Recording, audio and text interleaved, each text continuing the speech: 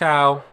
In questo video ti mostrerò come attivare la pulizia profonda per lo sporco ostinato o le macchie sul tuo ROBOROCK Saros XR.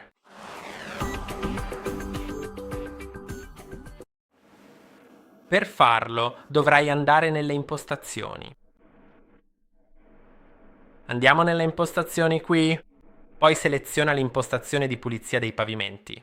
E ora trova la funzione di pulizia profonda per sporco ostinato o macchie. Quando il robot rileva automaticamente sporco ostinato o macchie, inizierà automaticamente la pulizia profonda.